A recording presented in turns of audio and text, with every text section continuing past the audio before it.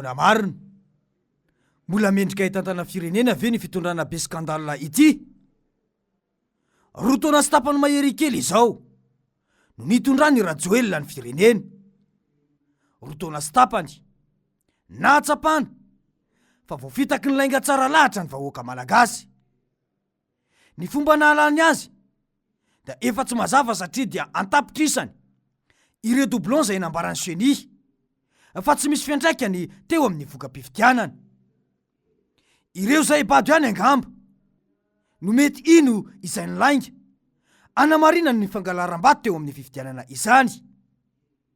Izy raha teo moa dia efa napidra ntsokosoko fitaovam-piadiana, tsy nazahoana lalana teo amin'ireo mpitondra tamin'izany. Saika anaovana inona ireo fitaovam-piadiana ireo? Ireo lazaina fa velo rano moa dia fampanantenana pôkaty ihany, satria na ny programam-panjakana ofisialy tokony amaritany ny mpamatsy vola ny fandraisana anjarany aza mbola tsy misy hatramin'izao. Nalaza tsy hinanana toy ny vilian-tsaona ilay IEM fa tsy misy ny famatsim-bola. Programa misavoana toy ny hoe atao mitovy amin'ny Miami i Tomasina na toy ny Paris any Ambatondrazaka, izany no nalaza. Na eno izany ny gasikely dia roboka tokoa, kanefa dia resaka tsy nisy fandalinana ary tsy mbola nisy hatramin'izao tetikasa voasoratra amin'ny laza ny asa tokony atao amin'izany. Na ny Miami na ny Paris dia tsy tao anatin'ny 5 taona no nandroso ka tsy tokony apadona ny vahoaka. Izy raha teo koa moa ny laza fa tsy ilaina ny FMI sy ny Banky Mondialy arak'izao voalazan'izao. Ny fiankinan-doha amin'ireo mpamatsy vola traditionnel, raha mbola ireo no anteheratsika, raha mbola mifanampiana avy any amin'ireo firenen'ireo no antenatsika ampandrosoana ny Madagasikara, dia za milaza anareo fa na afaka na amin'ny 2030 na amin'ny 2050 na amin'ny 2060 tsy androso mihitsy i Madagasikara. Izay no voalazany. Kanefa izao izy ireo indray no mandady mitady famatsim-bolany. Aza mba voafitaka ihany. Santionany amin'ny laingana fahafohan'ny vahoaka izany, fa marobe ireo ary saika isan'andro izao dia misy foana ireny fampanantenana pôkaty na lainga mihitsy aza no azo ikilasiana izany. Ohatra amin'izany ny fampidinana ny vidin'ny PPN ao anatin'ny 3 andro arak'izao no lazain'izao. Ito moa amin'ny toromarika ny ministera sy ny tompona andraikitra rehetra voatanisako teo ao anatin'ny 3 andro tsy maintsy mitondra vahaolana ametraka hoe zao no tokony vidin'ny entana tokony ho atao. Raha izany no voalazany dia na dia olona manam-pahaizana eo amin'ny fitantanana ny toe-karena aza ve avita izany? Tsy misy ny fanaovana magia na miracle eo amin'ny fitondrana firenena. Izao mbola iaraha mahita izao fa lainga tsara lahatra ireny. Midika tsotro izao ny tsy fahaizana izany atao hoe flou eo amin'ny fifehezana ny fitantanana firenena. Ny vahoaka manaraka azy koa moa dia mbola tsy fahy ny lainga izay nentina nanonganana ny filomarika Ravalomanana tamin'ny taona 2004 izay nolazainy fa ho ampidiny ny vidin'ny vary sy ny menaka. Aiza izany amin'izao? Toa vao mainka aza tsy takatra intsony ny vidiny. Latsaka ankadiny firenena. Raha tsorina dia fitaka sy lainga no itondrana firenena mba ahafahan'izy ireo miaro izay tombotsoa manokana ho azy ireo. Aiza izao ny vokatry ny fanadiadiana ilay volamena telo amin'ny 7.5 kilao izay tratra tany Afrika Atsimo. Nangina tokoa indraraha iny satria efa fantatra izy ireo tsara fa tsy taitra ny vahoaka. Voatsela dia nisy solom-bavam-bahoaka avy amin'ny fitondrana ihany no ahahina saika anao trafika na volamena. Kanefa dia tsy nisy anketina atao akory hatramin'izao. Sa ve izay ilay atao hoe ianareo izao no mitondra ka na dia atao tantely afa-drakotra aza ny harem-pirenena dia mbola azo leferina ihany ve? Mbola tsy tonga saina ihany ve ny vahoaka amin'izany? Tsapa mihitsy ny tsy fandehanany raharaham-pirenena amin'ny tsy fasahiany Rajoelina manala ny ministry ny serasera izay mandoto ny fitondrana. Na dia ny olafitry ny mpanao gazety aza moa mangataka ny analazy arak'izao teny ny filohan'ny olafitra izao.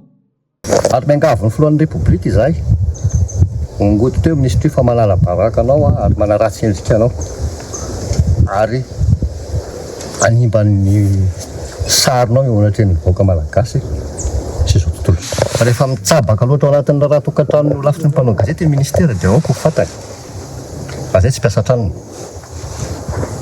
fa ny mpanao gazety dia mpanao gazety mitazo izany fahaleovantena ary miado amin'ny fahalalahana sy miaro ny tombontsoan'ny mpanao gazety. Hatramin'izao aloha dia tsy sa manalazy Rajoelina. Inona dahorany? Tsy izy irery ihany moa fa mitsikafona daholo ireo raharaha maloto ataony mpitondra izao. Inona fen'ny filoana ny Prime Ministre ka tsy andraisan'ny fanapahan-kevitra momba ireny? Mendrika mbola hitondra firenena ve ianareo izay mifampitahotra amin'izay mety isiany ampamoaka eo amin'ny samy ianareo mpitondra? Tombontsoa ho an'ny firenena ve no katsainareo sa fiarovana tombontsoa manokana? Sao kosa dia tokony anao démission collectif mihitsy ny mpitondra e. Hatramin'ny enimpolo taona nazahoana ny fahaleovantena izay dia mbola tsy nisy fitondrana teto ka nisy skandalina betsaka sahala amin'ity fitondrana ity. Manararoatra daholo moa ireo mpitondra satria tsy mihetsika ny vahoaka na ny marimarina kokoa anga dia matahotra ny raha matahora atao azy ireo ny vahoaka satria ny mpitandro ny filaminana dia atao fitaovana politika iarovana ny mpitondra fotsiny ihany. Firenena anjakan'ny jadona no misy eto ary hita izany amin'ny fampiasana ny miaramila sy fanakanana ny mpanohitra tsy hamory vahoaka. Tsy tokony anao politika ny tafika sy ny zandary fa saingy efa nozarina anao izany izy ireo hatramin'ny taona 2024. Aiza ilay teny filamatry ny tafika hoe ho an'ny tanindrazana fitondrana mifototra amin'ny lainga sy rakotry ny skandal dia tsy afaka manome vahaolana ny vahoaka ary tsy afaka hiasa ho azy ireo fa fitondrana amin'ny orona amin'ny tombontsoan'olombitsy ihany. Raha tena homme d'etat ny mpitondra dia efa ela ny tokony nahatsapa-tena nanao démission collectif satria ny vahoaka aza tsy mahatoky izay ataon'izy ireo intsony. Ny fitondrana demokratika dia mametraka ny tombontsoa ambonin'ny firenena fa tsy tombontsoa ny olombitsy velively. Ny firenena demokratika dia mametraka ny firenena ho ambony noho ny antoko.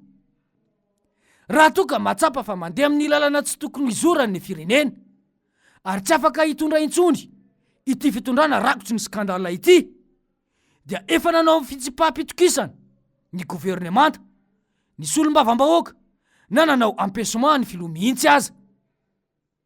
Tsy izany moa no misy eto amintsika fa izy ireo koa dia manararoatra mitady sy miaro ny tombontsoany ka izay tombontsoam-pirenena izany dia tsy misy mamaika amin'izany mihitsy.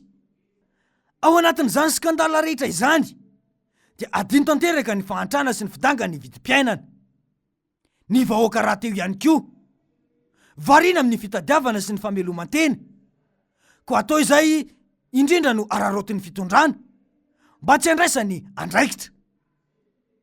Mety mihevitra raha teo izy ireo fa mbola zaka ny vahoaka ny tsiny sy ny fampahantrana atao azy ireo ka mbola afaka manao izay tiany atao ny mpitondra. Tanteraka tokoa ilay voalazan'ny Rajoelina hoe zavatra tsy vitany mpitondra tao anatin'ny 80 taona dia vitany ao anatin'ny 5 taona.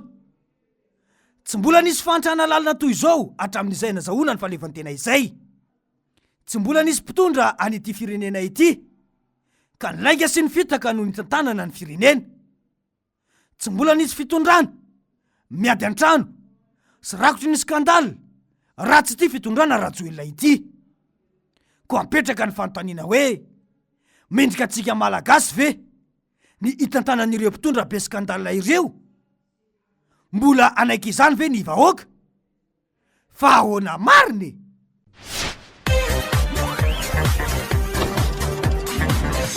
ahoana mariny